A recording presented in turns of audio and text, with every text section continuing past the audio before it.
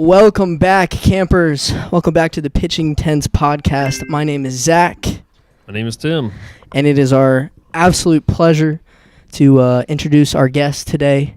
We have the great and hilarious and influential Jackie Kashian. That's me. I feel welcome. Thank you very much. Awesome. So, how you doing today? Everything good?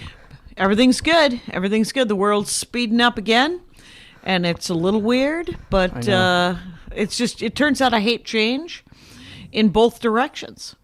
A year ago March, when it all shut down, I was scared and terrified and angry. And when it opened up, I was like scared, terrified, and angry. I was like, too soon, or is it? Yeah. And so I'm a safety mouse, so I'm all masked up on the planes, and I'm all vaxxed up. And so anybody in the audience that isn't, that's on them. That's right. That's right. I've had to make peace with that. Yeah. Show's starting to open up a little bit for you over on the West Coast. Tonight I'm doing the Improv, and I did Arkansas 3 weeks ago. That was my first road gig, which was, I guess that would have been beginning of last weekend of April, like April 29th through the 2nd, right? Yep. So that was, and that was kind of great for me because it was a 20-minute set just opening for Brian Regan, who's used to doing theaters and amphitheaters and stadiums, and he's back at a club in northern Arkansas and has been doing clubs the whole quarantine and got COVID pretty bad in December. Oh, wow. But lived, so I guess he'll never learn his lesson about pandemics. What just happened? Yeah. Gotta be a breath of fresh air to be able to do live shows again. You know, even if it's a smaller capacity, but still, I mean, just to be able to get out there. Well, that's the thing, is if you're a certain kind of comic, you don't care. You're just like, there's different levels, and and you figure out a way to do it. And everybody figured out different ways, you know? Like, a lot of comics were doing weird, what I considered not tenable for me, right? The Instagram, the YouTube, and the Twitch, even though, quite honestly, I did all of them. Whatever I was offered, it turns out I did it. But my preferred was Zoom, which is just a different venue as well, right? I mean, it's you got to hope that you got to turn your original sound off. You got to make sure some people are unmuted. I did a corporate on Tuesday, just this last Tuesday, just a little private for a business. And everybody is so zoomed out that there were probably 25 people at the show that were at this company. 2 of them were unmuted. And I was like, hey, bastards. And you can't really swear at a corporate. But I wanted to say, hey, jackasses, I too am at work. So if you could unmute yourself, or at least turn your camera on so I could see your goddamn jazz hands, that'd be great. Hey, Chad, can you turn that shit off for us, please? Come on, Chad. Thank you. Right. Thank you. So crazy. So I know you're from Wisconsin. Right. How would you explain your childhood? You know, did you have a good childhood? Were you guys moving around a lot? Were you busy? Were you kind of doing your own thing? We listed around this. Essentially, we would just sort of weed off to one side of this small town outside of Milwaukee to the other side of this small town. I lived in, before I was 7, I probably lived in 4 different places. Oh, wow. In the tiniest. Yeah, it wasn't tiny, but it's, not like in some towns, they're 1,500 people or 500 people. I lived in a factory town outside of Milwaukee. Okay. Had about 20,000 people in it. But it's only like 3 or 4 square miles. And, we lived on the one side, then we went over here, and then we went over there, and then we were living in the projects for a second, then we were in, and then I turned 7, right before I turned 8, my mom died, and my dad came back into our lives, and he remarried almost immediately, because he had 6 children, and he was like, I'm gonna need some help here. I'm a charming guy. Let's look around. And And my stepmother was a great loss to the Austrian army. So she got us all shipshape. And she was a big fan of stand-up, and my dad's a salesman. So I have my timing from him, and my actual sense of humor, I would say, comes from my stepmother. Okay. So she was hilarious. And, you know, of the variety of, I never wanted kids, but we're going to do this kind of stepmother. Do this thing. Yeah. Yeah. She was like, and then at the end of it, we will love each other and no one will know why. Just that secret bond. Sounds like me and Tim talk all the time. So just like, you know, we've been friends for about 10 years. You know, went to high school together. This is something like we run our business that's attached to kind of this whole podcast thing. And, you know, we talk about all the time. We're very similar. We're very different, the yin and yang. So Tim is, you know, happily married, has 3 children, you know, wow. two dogs. Captain Potent. Yeah, that's right. That's 2 right. dogs. 2 dogs, Oh, yeah. 3 cats, chickens, the white picket fence. Everything. It's a madhouse. And then You I live in a don't, madhouse. I don't know what I'm doing But- for dinner tomorrow. So like we're the complete, just the opposite on the spectrum right there. Here's the good thing. You can do whatever you want That's for right. dinner.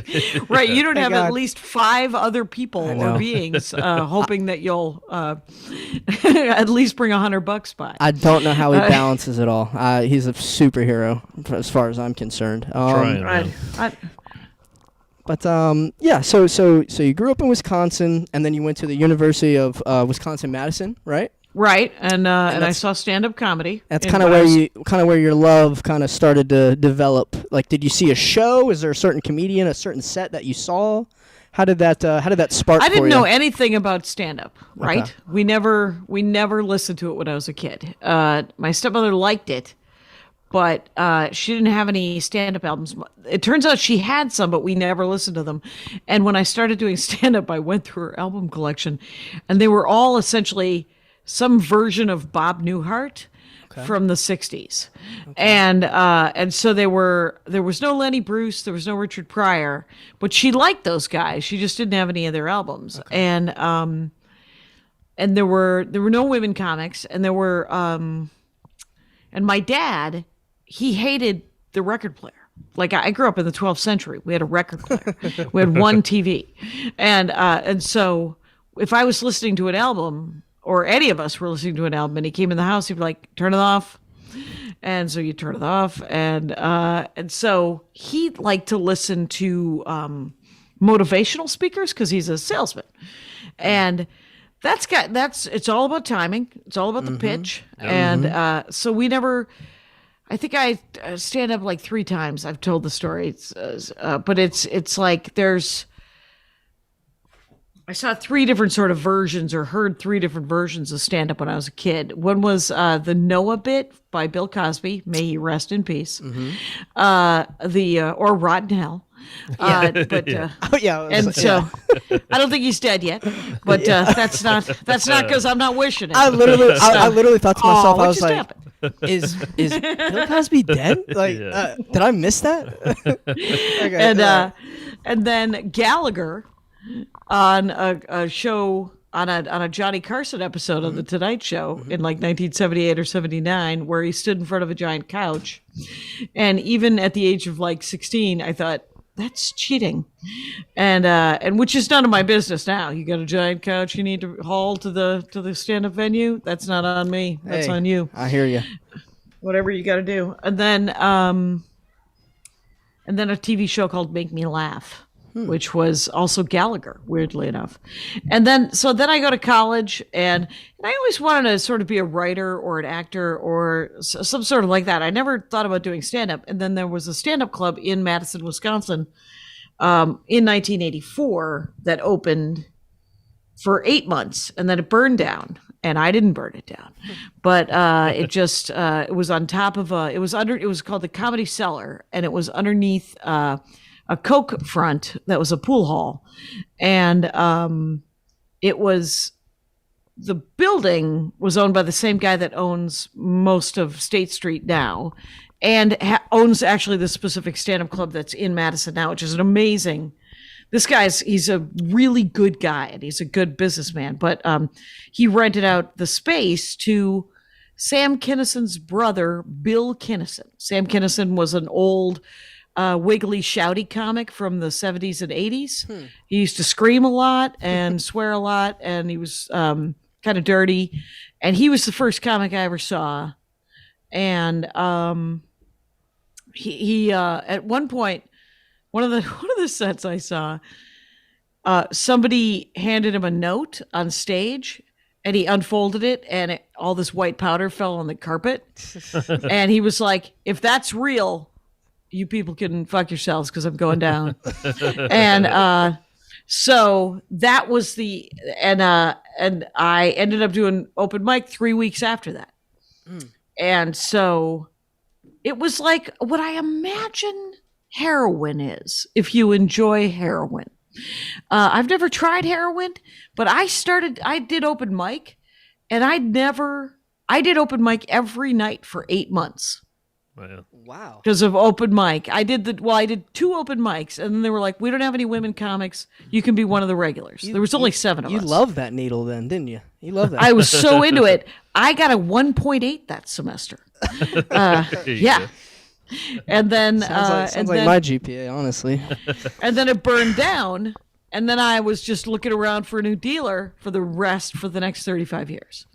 So, because it's 1985, Yeah. and so in 1990, so I just did open mics and then started doing whatever weekend gigs I could make $50, $100 at right away, and graduated college in '88 because my sister insisted, and was drunk for a couple of years, and then moved to Minneapolis in '90, and did stand up there till '97, and then moved to LA '97 till now. Awesome. All right. Well, yeah. Where would you say your first? Because I know in 2010 you had the "It's Never Going to Be Bread." It's never going to be bread. I know that took off a little bit for you. Where would you say you found your your big break, your big shot, the big league? Well, where'd that come? I would say that the first sort of the thing that anybody cared about for booking, it was the Comedy Central special in 2003. Okay. And nobody cared for 2 years. So it took about 2 years for it to filter out there and go, "Oh, she's got a Comedy Central special. Maybe I can headline her. She's only been doing stand-up for 20 years." And so, yeah. So it's been, there's the thing about stand-up is that you don't do it for the money. You can't do it for the fame. You can't do it for the sponsorship. You can get a podcast, you can get a YouTube account, you can get an Instagram account or a TikTok account, and you could try to get someone to give you a free pair of sneakers. Yeah. But don't do stand up. I mean, it's not impossible to blow up and become huge very, very quickly. But it's more likely that you get to do stand up forever. Yeah. And that's what I tell myself on a regular basis, just because, nobody really, the number one comment I get at clubs and when I do stand up is, "I've never heard of you. You're great." And I'm like, yeah, I'm a very well kept secret in show business. And, but I'm doing my thing. And that's the great thing about stand up is you get to. Yes. You get to do whatever you want. Talk about what you want, joke about what you want, and just go from there. Go from there. And you will have some people that are into it and some people that are not into it. And some people that are surprised that they're into it. Like I did a show, I think that Bread album has a bonus track where I tell this. I have 4 albums, right? All available on Spotify. Yeah, plug them. Plug them. Go for it. And but there was a kid who came up to me after a show right before I recorded that album. I think I tell that story on stage where he comes up to me hammered, like 22, 23 years old. And he's like, "I got to tell you this thing." And I said, "Before you say anything, think to yourself, is this going to hurt her feelings?" And he goes, "Maybe, but I got to tell you, man." And I was like, "All right, here it comes." And he goes, "I saw your picture and I thought, oh man, usually I don't like women comics, but you were so funny. And 1,000 times I've heard that, right? If not a gajillion. And so as always, I would say to whoever says that to me, it's like, usually I don't like drunken assholes, but look at you. Look how great you are. Look, and we're vibing now. We're vibing. We're besties. That's crazy because some of my like just favorite either comedy specials on Netflix or just wherever. I mean, I've never thought to myself that, I always think comedian, not woman comedian, right? Yeah. Like I just comedian. Right, and that's a learned thing. When I started out in '84. And there are still dinosaurs out there still doing it, but because it should just be comedian. Yeah. I like him. I like her. I don't like him. I don't like her. Yeah. Hit and miss. Mm-hmm. Hit and miss. Are you kidding me?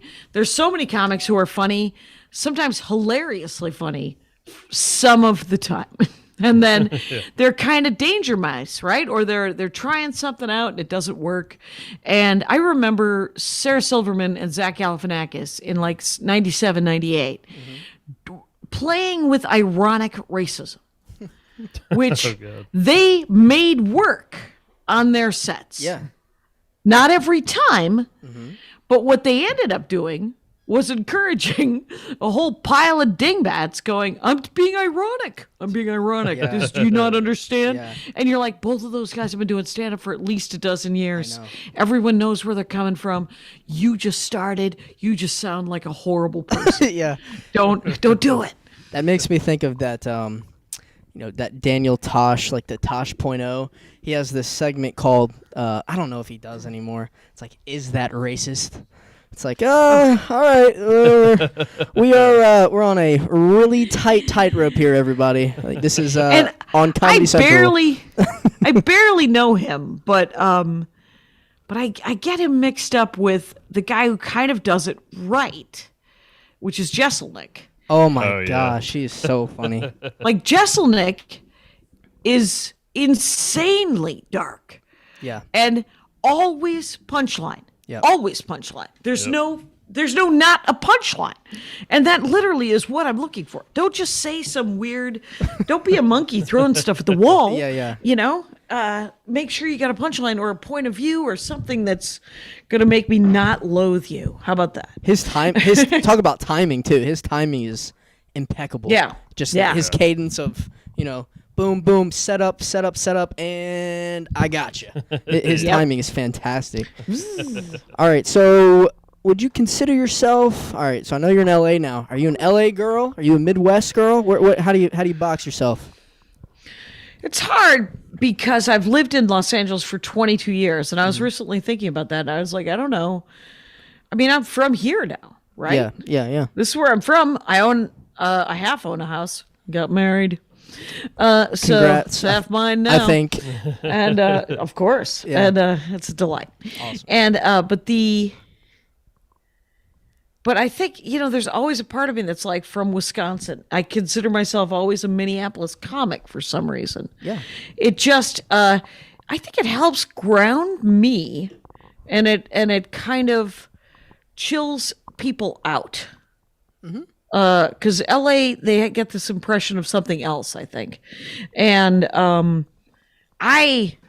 mean, during this, you very well may hear not just the fireworks going off, but also the helicopters. I live in Hanoi, 1974.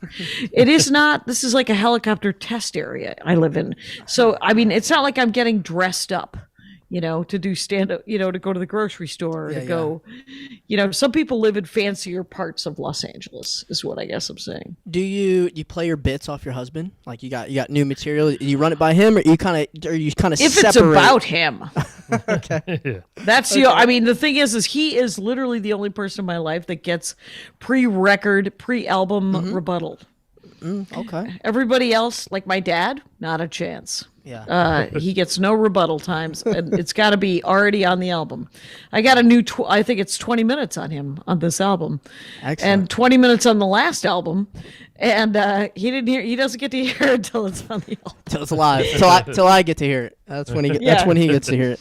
Exactly. That's awesome. Well, unless you guys want to come hear the recording, I'm recording it in Acme in Minneapolis, Yeah, July 15, 16, 17. we'll fly out. Let's go. Yeah, what there the you heck? go. What? So you guys are in Virginia? Oh yeah. I've never. I think I've only opened for Regan in Virginia. Okay. If that. Where? What's a good club? What should I get into? I know they do shows at the National. I know they do all sorts of shows at the National. They have it's either the Funny. Is it the Funny Bone? Yeah. I believe it's the Funny Bone in Richmond. I'm gonna be honest. Richmond. Yeah, Richmond, Virginia. I don't think the Richmond. I'm gonna be honest. I don't think the Richmond comedy scene. So for example, we had a couple guys out on our previous podcast, who's in the RVA comedy circuit, and from what they tell me, it's lacking. That they're lacking the support, they're lacking the venues, they're lacking the time to get to do it. So, I don't want to speak too much on what exactly I don't know. But from how I digest what I've been told just from talking to comics for the past few months, I'm obviously COVID. That will halt that'll everything slow and some anything. things down. That'll slow some things down. But I don't think there's kind of a driving force. Either a driving comic or a driving venue that kind of leads the charge, if you will. Okay. But I would start with the National. I would say that's probably the biggest venue we have. I'd say that's the biggest bet. Yeah. Yeah. The biggest punch would be down probably in the Hampton National. Roads. We have that big one down there. Mm-hmm. I don't know what that is, but yeah. Okay. Funny Bone, the National. I'd look out for those two. yeah, we have. We'll buy tickets. So. I think Theo Vaughn's coming to the Dominion Energy Center in November. Yeah. Yep. Whatever that Is that a stadium? What is that? We live here. It sounds like a place where soccer is played. We live Or here football. and we don't know. So Okay. I don't know. There's a bunch of somewhere. convention centers up here, so it's likely one of those. Sure. But he's coming out. It's Hall H. It's which is just a convention. All right, cool. All right, just curious. Yeah. I really want to talk to you about, and the reason I want to talk to you about it, I don't want to say almost everyone has a podcast, but right, you're a comic, you have a podcast that seems to be kind of 1 + 1 = 2. My husband just started one. What is it? What is that? It's he designs video games for a living. He makes video games for a living. That's an awesome job. We Okay. are the best aunt and uncle you've never had. Can We you are the most fun. adopt me? That's Exactly. awesome. Yeah, he worked on the famous one he worked on would be God of War 2 and 3. Oh wow. So Okay. there Can you you go. give He him a- worked at Sega Genesis. He Give worked at him PlayStation. a virtual handshake for me, please. I will. I love that will. game. He's a cool dude. You For a giant nerd, he's a cool dude. So But you his podcast is called Ethics in Video Games, and it's him and a philosophy professor, buddy of his, talk about the ethics in video games, not like Grand Theft Auto when you're on task killing, or Call of Duty on task killing, but like murder. When you just, like in The Sims, when you kill your... there's this little extra over here that doesn't need to be in the game. I'm just going to get him out of here. Yeah. It's only like 7 or 8 episodes in, too, the ethics in video games. And it's... what an interesting They've already concept. talked about, monetization and selling, trying to get little kids to ring up the bells, Yeah. Anyway, so... But that's his podcast. I have 2 podcasts. Okay. Let me talk about The Dork Forest briefly. 2006. That's why I brought it up. So I told you, every comic has a podcast. Everyone has a podcast. Yada yada yada yada. You had one in 2006, which ground floor. So just it's the end of 2005, and you're thinking about doing a podcast. Put me where your headspace was. Was there a lot of thought in it? Was there no thought at all? Did you think no it was thought at all? No thought at all. I'm a stand-up comic, so there's no thought at all. I was at an open mic, and some guy told me that there was something called. He was like, "You have an iPod. There's these things that you can play on your iPod, and it's like a radio show. And there's a website that if you they'll record it for you, upload it to iTunes for you. All you got to do is come up with kind of a picture slug and a theme, and you could do it. And so in 2006 till probably 2009, maybe 2010, because the first 213 episodes, something like that, 200 episodes, are done on Blog Talk Radio, which when reviewed by some radio show, was reviewed on NPR, The Dork Forest, and the review was that it sounded like someone listening to AM radio through their telephone. The sound quality was not exceptional. And then, so what I did was I only had about 500 listeners by 2010, maybe 1,000. And I said, if you guys can find $600 to $1,000, if you send me money, I will buy equipment and pre-record it. And so I started pre-recording it probably in 2010. And I'm at, so there's those 200 that are in the vault. They're on my Bandcamp. If you go to like thedorkforest.bandcamp, they're free, obviously. But the ones that are pre-recorded are all free as well at dorkforest.com. But there's 622 of those. Yeah, I was looking at previous episodes before we hopped on here. Yeah. You got a whole assortment, just a whole bunch of different guests, different backgrounds, talking about different topics. We love it. Yeah. It's kind of how we are too.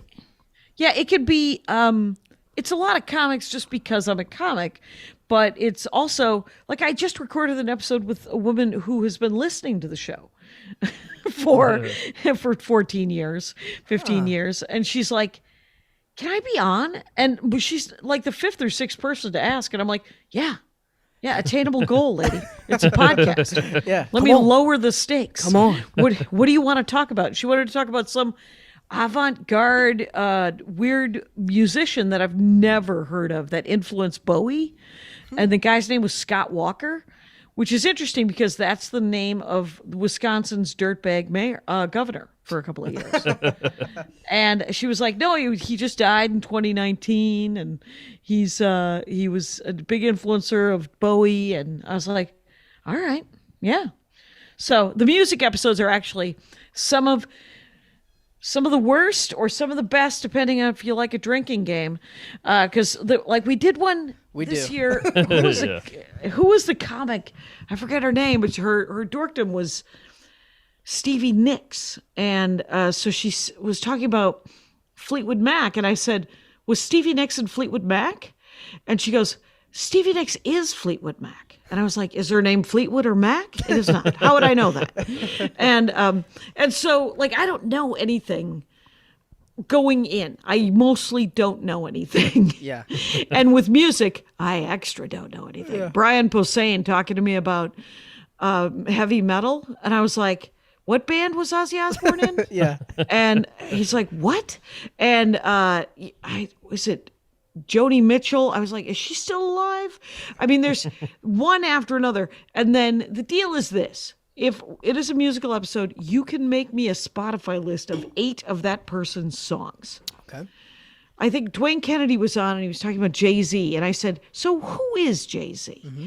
And he's like, of all the first questions that I thought you were going to ask about Jay-Z, it was not going to be that. But that which led to sort of a Kanye, Beyonce. And I was like, I don't know that I've ever, my favorite line was with Dwayne was, I don't know if I've ever heard a Beyonce song. Dwayne goes, you've been to a gas station. Yeah. You have been to a grocery store. You have been to Walmart. Yes. Yeah. You've heard them. I was like, okay. That's funny. So anyway, the Dork Forest, it could be about bees. It could be about music. It could be about video games. You know, Mike Drucker did a great episode about virtual reality. Yeah. Video games. A lot of people have done video games, board games. I've had kind of famous comic book authors on. Famous to me, if you read comic books, they're really cool. But you into manga? I've read some manga. Yeah, manga. Sorry. Yeah. And it's so weird that it's written in Hebrew. No, because it's backwards. Yeah. It's not written. I followed. I got you.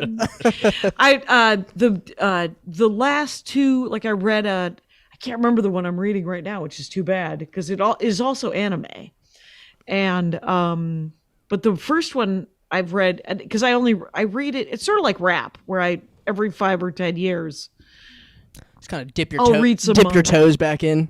Yeah, like I'll buy a Lupe Fiasco album or a Common album. Okay. In this case, I read something called Spirit Circle, and it was really, really beautiful. It was beautiful and cool. And the one I'm reading now is really cool, but I can't remember the name of it. The stories. I just like the story. I think the storytelling. I'm a big anime buff, nerd, whatever, however you want to categorize. Dork. That's me. Dork. That's right. So I really like the storytelling, the story, how the plot moves. I just think it makes for really, really good reads. And then if you watch it, you watch the anime, it's like the craziest. Who doesn't want to watch two dudes hovering in the sky growling at each other? Listen, I Jackie, just described every episode of Dragon Ball Z. Between you and me, this evening, I'm going to roll up something. I'll let your imagination take whatever you want for that. And it's legal where I am. And we're getting there. And I'm gonna watch 3 or 4 episodes of something cool. Someone's gonna be finding something. That's all I know. Right. It turns out most of the anime, the sort of the sort of series anime that I've watched has been about friendship. Yeah. They're mostly about just a pile of dudes going out there like that Piece, something Piece. One Piece.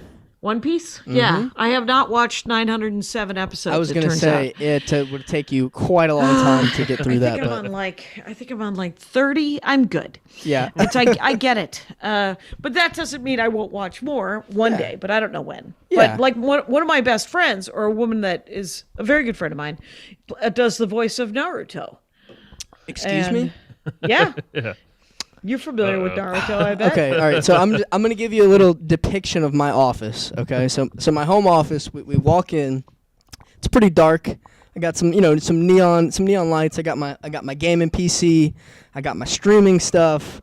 I have kind of my workstation. Sure. And then this whole back wall is Naruto Uzumaki, just in the back, just all types of cool stuff. What is her name? I would love to know that. Miley Flanagan. She might be of Irish descent. Wow. Miley Flanagan. I didn't think we talked about this today. That is so cool. That's the great thing about podcasts, is that you never know really what you're going to talk about because it's really just a conversation. Like, I'm getting Naruto tattoos this summer. That's what it means to me. I don't know. You know that I once thought seriously about getting a tattoo, and it was seriously was in 1994. I thought about getting a Mortal Kombat tattoo. Oh, and it would have been. You just plucked on this guy's heartstrings. That's the next Night one. Wolf. And you didn't even know. Night Wolf. Night Wolf is Let great. me tell you something. If I would have gotten a Night Wolf tattoo on my on my calf, which is where I was thinking about getting it, my life might have been very, very different. I know I got some Aunt Jackie energy going on right here, but we don't know what that would have been. I would have been an over the road truck driver. Yeah, we don't know for what I sure. would have been doing right now. Who knows? Oh my gosh, that is so cool. That's the coolest thing I heard all week. I love that. I absolutely love that. All right, let me give you a little. It's a next Friday evening or whatever. You got a free evening. You're like, wow, I want to watch something. Attack on Titan is the anime that you need to kind of wiggle yourself into. Let me tell you something about Attack on Titan. You don't want to watch it before you go to bed.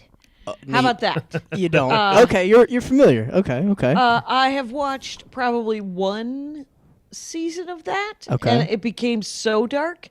There is so much dark. I mean, it's dark. Here's the thing: it is dark. It is giant people eating tiny people, and the art on that is very much the eating. It is, and you're like, I'm good. Okay. I don't know what I want out of my anime, but it is not that. Here's why. All right, I do enjoy the animation and everything. Here's why I suggest that, because I would give you $5 million today if after you watched and digested the first season, if you could kind of guess the plot of season 4. If you could if you could watch season 1 and then tell me what happens in season 4, who do I write this check out to? Because I'm writing. Let me tell you. Let me quote Kiefer Sutherland, please, in Stand By Me. If you had $5 million, I'd kill you right now. I would be on an island somewhere, so I probably that check would bounce for sure. That check you would be bounce. writing that check as I pulled up my phone to deposit it. Yes, and you'd be like, I gotta go and disconnect. So tell us what do you like to do out in LA? Like, you got a free evening, you and your husband, you go into you go to a winery. What do you like to do? Well, this morning we did what we like to do. For the first time, my husband ate a meal inside a restaurant since a year ago March. And we went to our favorite Argentinian place. We had steak and eggs. Hey. Steak and eggs was delicious. If you want steak and eggs, don't go to Norm's, don't go to Denny's. Find yourself an Argentinian restaurant that is doing steak and eggs. Argentinian. Okay. Yeah, because they love beef more than anyone. The Argentinians. They're on board. Interesting. Mm-hmm. So that's what I like to do is we like to go out for a nice, I like a breakfast, though I'll do a dinner. I'm not that excited about it, but because, the other thing we also did for the first time this weekend was had people into this room, which is a tiny room off of our garage that we built a year ago March that has a nice round table, and we played a board game. Ooh, what'd you play? My husband's a game designer, so yeah. All things are games all the time. Awesome. My favorite story is, and I will tell you in a minute what we played, but sure. My favorite story is probably had to be 5 years ago now. I was a little verklempt. I was emotional about something. And I said in this tone of voice, I feel like I'm being a burden. And he did a thing. He laughed in my face. And he didn't laugh at me. He just laughed. And he goes, I'm pretty sure that's what marriage is. We're a burden on each other. And he's a game designer, right? So everything's a game to him. So he said, here's a game idea. Give me $1. Every time you think you're being a burden, give me $1. And every time I think I'm being a burden, I'll give you $1. And I promise you, we will never need another $1. We will trade that $1 back for the rest of our lives. And I said, well, that is adorable, but it sounds like that game is boring. And he said, it's a prototype and it would need to be play tested. So I don't need this type of talk. Anyway. You're telling me your husband on the side is just a marriage counselor. Is that what you're telling me? Is that what you're telling me? Everything has a game analogy. I will say my father, everything has a sales analogy. That's funny because my brother told me a couple of years ago that he was out to lunch with his sons, who at the time I believe were 15 and 17, and neither one of them had girlfriends. And he was out to lunch, and one of them made some comment about it, and Russ decided to hold forth and say, you're going to be 120 years old. You're going to live for another 100 years. There's going to be plenty of sex. Don't sweat it. You will get girlfriends. You won't get girlfriends. It'll be fine. Don't beat yourself up. And my dad decided to weigh in. And I was like, what? And so my dad decided to talk about consent. And my dad's an aluminum siding salesman. And so everything's a sale to him. So he goes, you never want to force the sale. You want repeat business, right? You want to make sure the contract is clear. And then everybody's on the dotted line. And you never want to force the sale. And I was like, wow, Russ, did he at any time say anything about installing the job? And my brother Russ was like, don't be gross. So my brothers are a lot less gross than I am. And so, but it was so funny. I called Andy and I was like, do you have a game design analogy for consent? Yeah. And Andy goes, well, that question's a trap. What would you like? And he said, fine, here it is. He goes, whenever you're designing a game, you have to think to yourself, first of all, does everyone want to play? Mm-hmm. Is everyone having fun? Mm-hmm. And of course, oh shit, what was damn it, rule of 3, and I've forgotten it. Have fun. It was have fun. Does everyone want to play? And dang it. Do they know the rules? That might be it. I don't know. It's I'm make throwing sure- one out there. I don't know. You got to throw something out. It's I wish I can't even find my notebook. I know I wrote it down because I thought it was funny. You know when you write stuff down because you think it's funny and then you never use it? Yeah, there it is. There it is. There's the notebook. Yeah. So we were playing Dwellings of Eldervale, which is a fiddly worker placement game that is super fun. I'm dorky enough to know what that is. So Yeah, we were also, and I had my hat handed to me. So I did not win. We play a lot of Lords of Waterdeep online, okay. just on Steam, which is a board game. Yep. Essentially, more of the same. But I personally, my current favorite game, there was something called Exploding Kitty we played. Oh, Sparkle Kitty yesterday. Okay. Which is a weird, super simple kind of party game. That's kind of like Uno.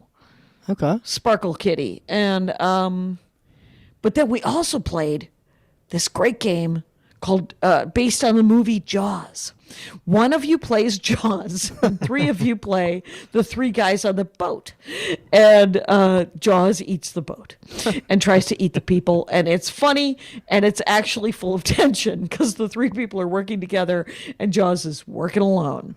And I was Jaws one time, and I almost won. And you're just swimming around. It's a great game. It's a great fucking game. I'm not gonna lie to you. Trust us. It's a great game. Go buy Jaws. it. That's awesome. Just quick side note. Thanks for talking to us today. I know we just kind of hit you up randomly. You kind of have to cross your fingers and pray that we're not Crazy people. crazy or weirdos, and we know what we're doing on the backside. Well, So just thank you. Yeah, of course. A piece of cake. So, yeah. I'm glad to talk about other things besides stand-up. Though always glad to talk about stand-up. My other podcast is entirely about stand-up with Lori Kilmartin, and we just celebrate and What's that one? It. What's that one titled?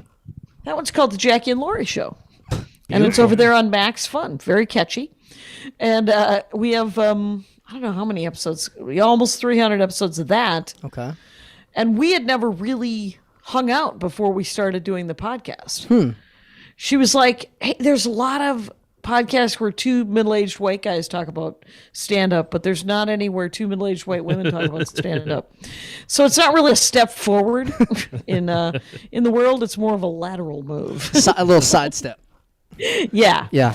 And but we do, we try to talk about good, like the up and coming comics, and then we bitch about how we can't get work at some of the chains, and then we always talk about like whatever scandal of the week, right? Oh yeah. Some Plenty of Louis those. C.K. adjacent nonsense. We were talking about how on one of our previous podcasts, episode 8, I believe, but we were talking about how Bezos and Bill Gates are just conveniently both single this summer. Oh God, yeah. two billionaires going on a tear, right? Like what crazy shenanigans? What shenanigans are they going to get in?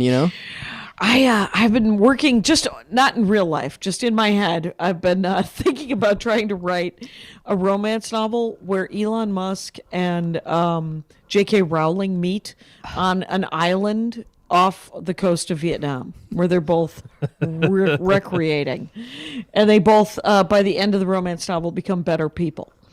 Hit and miss. It's fiction, you guys. What the heck? I'd read a couple chapters, see what I'm Sure. getting into. Big Elon Right. boys. Right, mingling wrinkles. I'm thinking of calling it mingling wrinkles. Mingling wrinkles. I like that. It's old people. Why Vietnam? Reason? Went to Vietnam, and it was so beautiful. Okay. And it also felt like a super great place to hide if you were a billionaire. True. Why'd you go Like there? there's I went there I did stand up in Hanoi. Okay. And then I just went on a tour, there's like an old people idiot tour where they take you on a bus throughout Vietnam for 7 days, and then they take you on a bus through Cambodia for 7 days. And Andy and I did it. My husband and I did it. Awesome. Because I ended up in college studying Southeast Asia, so I've always wanted to go to Cambodia and see Angkor Wat. weirdly Yes. enough, Vietnam was better. Vietnam was amazing. They were both amazing. I mean, if anyone Cambodian is listening to this, I am so sorry. But both of your countries were amazing. But it was, I didn't know enough of what I was going to be seeing in Vietnam to appreciate it. And Cambodia was exactly what I wanted it to be, which was really cool. Vietnam was more surprising and great. Interesting. But in Saigon, there's they changed the name of the museum from the War of American Aggression or American Atrocities. They changed the name of it to just some other name. Get this, didn't change any of the exhibits. And I was like, good for you. Stick to your guns. Yeah, it was stick to pretty your guns. gross. We'll just change the name real quick. Yeah, we were horrible, but if you want to be acknowledged by the United States, we won't call it that. And All right, walk me through this, because I've been listening a little bit, and we're getting our own thing started and seeing where it takes us, and just like your opinion, use your experience to kind of help us through some things. How do you? Okay, obviously you've been grinding as a stand-up comedian. These are you getting? Are you just getting a random email one day that says, "Hey, we want you to come to Vietnam. Hey, we want you to come on Conan. Hey, we want you to do a special on Comedy." Just walk us through, kind of the behind the scenes steps that maybe younger comics could look at and say, Jackie did it this way. Just kind of walk us through there. And there's dozens of ways to do this. There aren't. I don't know that there's an infinite number of ways to get work, but it's almost entirely. Sarah Schaefer did a video about hanging out and how important hanging out was. And because it's almost, especially at the beginning, it's almost entirely networking. And then as you go, it's networking with essentially fancier people. And I was in Paris. That's right. Allow me to pick that up. I've dropped it. Thank you for picking that up, Tim. And so and I happened to be I was on another vacation that I have always wanted to go to some of these places, right? And I finally make enough money that I can save up in 2 years what used to take me 5 to 7 years to save up to do. And so this is full on vacation. I want to go to Lyon. I want to go look at the cave paintings. I want to go to Paris. And so we are driving into Paris in our rental car, and I get a text from 2 different people. One, Emo Phillips, and one, a guy named Dave Fulton in London, going, "Hey, are you in Paris?" Because my Instagram. Because the guy that was supposed to headline this weekend just had a heart attack or something. Oh, wow. Would you want a set? And I looked at my husband and I was like, "Can I please do stand-up comedy?" And on our vacation, and he's like, "Please do. Yeah. We are going to be going to many board game stores in Paris." And so we did. So I got to do stand-up. So here's the thing about grinding it out, is that when you start doing stand-up comedy, you go to the open mics and you end up meeting people who book sort of these showcase rooms that also don't pay, but are a different night of the week, and you get 7 to 10 minutes. And then you do those a bunch of times, and then there's someone who has their shit together and has approached a Best Western and says to that Best Western, "What if I produce a stand-up comedy show?" And then you're like, "I know a guy who could open for me." And then all of a sudden there's a $150 gig that you're doing. And then you can, back before the internet, back even before you sent out VHS tapes back in the 80s, you would have to drive to the club and do a showcase. The guy that books your Funny Bone, that Richmond Funny Bone, Dave Stroop, won't take links. He won't, at this time, he wouldn't take VHS back in the 90s. And you had to fly to Columbus, Ohio, and audition for him. And then he would ignore you anyway. Or wait, he would ignore me anyway. But for the most part, they ignore you, right? You try and you try and you try, and 80%, 90% of the time, you get nothing. And then you just keep going. You do the shows you're allowed to do or that you make for yourself. Like Kyle Kinane, James Adomian, Brandy Posey, 1,000 other comics, Matt Brunger, Tig Notaro, essentially created their own runs because they could not get into the club system. And this is back in the early 2000s. And so what they did, Doug Stanhope was famous in my mind for doing this in the 90s. He would essentially go to a town that had sort of a small bar that would have like sort of cover bands and local bands. And he'd say, I want to do stand-up. And they'll be like, well, can you get 50 people? And he's like, I think so. And so he'd flyer or get someone to flyer or put it out there. And if you got 50 people to pay $10, that was $500. There you go. And then he would sleep in his car. I mean, it helps if you are drunk enough to not care that you're sleeping in your car. There you go. Right? And that is conducive mostly to men, right? There's not a lot of women comics. Carmen Morales lived in her car for 6 years doing stand-up that way. And Carmen Morales, great comic. You ever go to see her? She's a Florida comic, lived in Chicago for a while, lived in Denver, I think, for a second. Whatever. She's great. But literally she talks about it, living in her Saturn, driving from club to club to get gigs. So you move to Los Angeles, and in Los Angeles, some people, like Ron Funches, I was talking to Ron Funches and a friend of his, and we were talking about this essentially. And I said, what a lot of people don't realize when they first move to Los Angeles is that there are loose bags of money, like a game of Animal Crossing.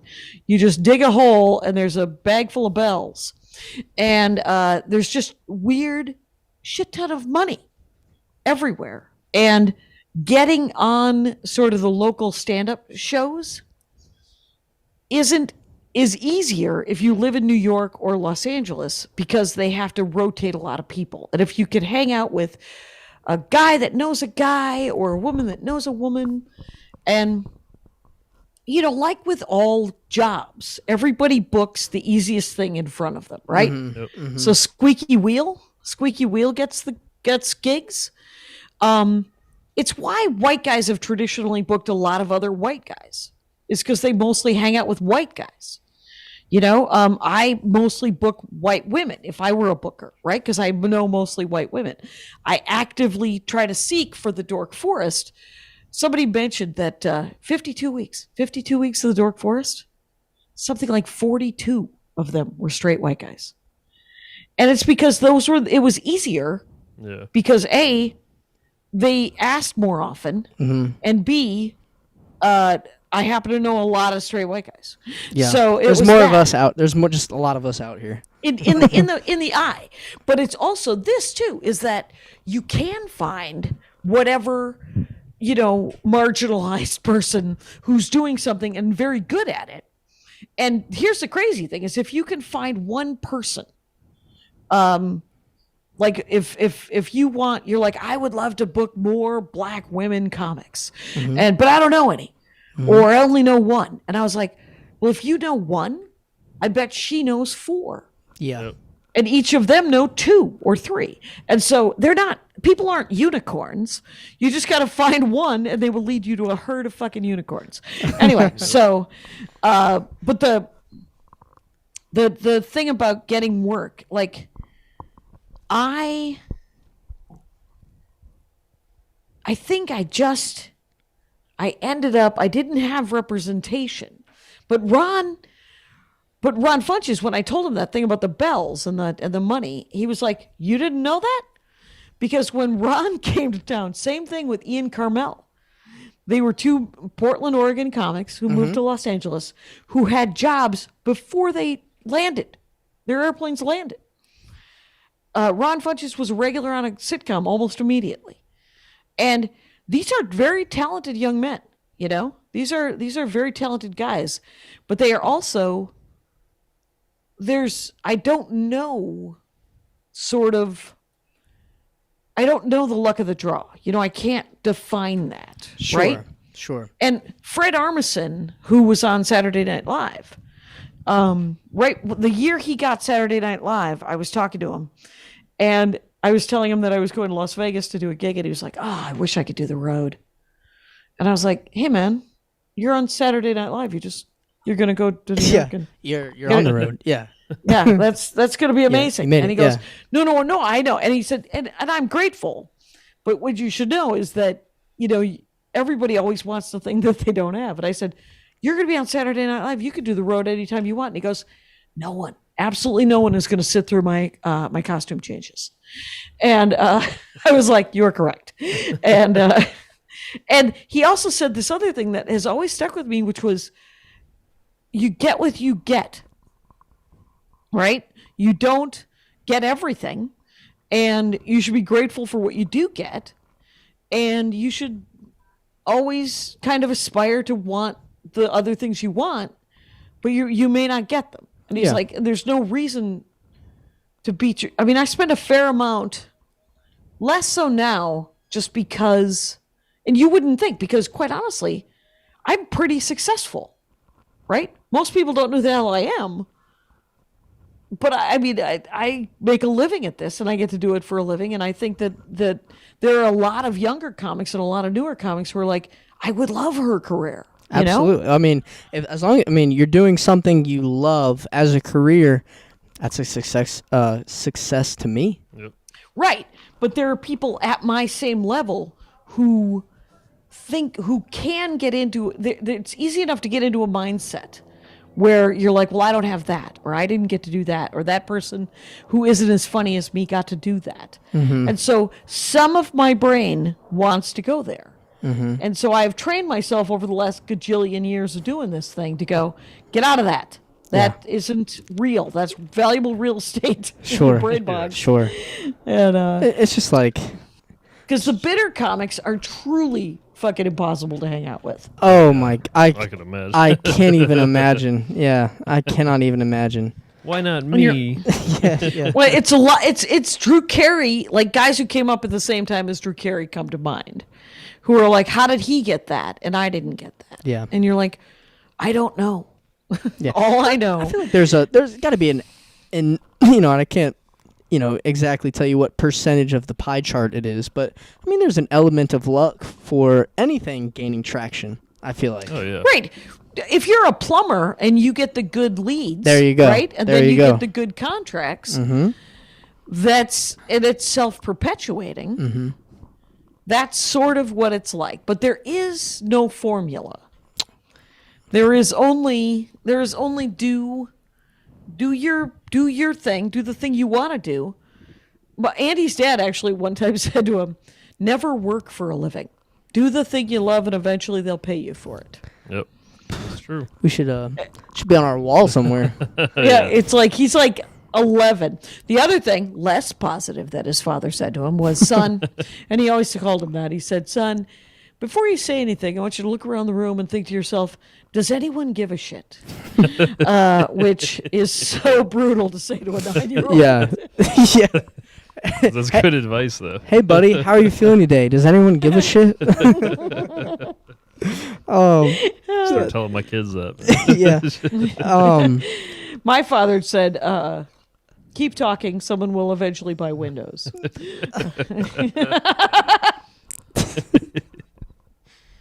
Oh my god, that's funny. Made me laugh. I know we're getting kind of close to the wire here, so Thanks. again, I just want to say thank you. You've been an absolute delight. You're funny. You're smart. We really appreciate you. Just taking some time with us today. We think our listeners are gonna like it. We've been flirting between 1,500 and 1,800, so we're hoping this one, kind of gives us a little pop. And as soon as people listen to how funny you are, they will. I'll reboost it and stuff. I'm going to tag hilariously. I'm going to tag the shit out of you, Jackie. Let me tell you that the Rangers of the Dork Forest have heard me talk for hundreds and hundreds of hours, and yet whenever I'm on somebody else's podcast, they're like, "Oh, Oh. Like I'm gonna say something else. Yeah, something Well, new. we just thought, yeah, here's your, 30 seconds. Like where can people find you? Just plug whatever you'd like to. If you go to JackieKashian.com and it's Kashian, it's linked to all the different social media, I think, except TikTok. But I'm on all the social media. It's just at Jackie Kashian. And if you want to listen to the Dork Forest or watch the videos, it's dorkforest.com. And then all the social medias, there's clips of me doing stand-up. All of my albums are on Spotify and Pandora and Amazon and even YouTube. And my last album was called "I'm Not the Hero of This Story," and it was number one on Amazon, and Apple, and then number 3 on Billboard. I made the Billboard for one day. Go off, girl. Go off. I see you. And I'm recording, and I'm working on the new album, which I've been working on for 4 years now, because I was supposed to record it twice last year, and I like to do about 2 or 3 years in between albums. It is 4 years, so this album, which I will be recording in July, and touring until then, is either going to be a great album or a really long album, you guys. I'm in some great parts of it. I'm intrigued. Yeah, I'm for intrigued. sure. I'm gonna give it a listen. Everybody, you know us. You can find us at Paper Nature on YouTube. You can find us at Paper Nature IG on Instagram. You can find us. Help me out here. Where else can you Real find us? Paper Nature on Twitter, because Yes. some asshole has our handle, so we got to figure that out. Hey, guy with 2 followers. Can Yeah. we have that? Can we have that, please? That's straight. Yeah, Jackie, it's been an absolute pleasure. Really appreciate you coming on. We look forward to listening to your album coming out later this summer. I know you're recording it, so probably, I don't know, August, September. Is that realistic? Yeah. Okay. I'm hoping September, yeah. Awesome. So mid-July, so we'll be on should the give 800-pound gorilla 6 weeks for them to get it out. So I'm hoping. we'll be on the lookout for that, and we'll be on hopefully some of your rangers of the Dork Forest will come out and give us maybe give us a listen too. And as I said, you're an absolute pleasure. You're hilarious, and we genuinely just appreciate your time. So thanks for coming on, and it's been awesome. All right. Oh yeah, absolutely. Excellent. It's a good time. Excellent. Should I stop recording locally? Later, What do you guys campers. Yeah. Hey, y'all take it easy. Peace. Yeah, you're good. Yeah, we're good.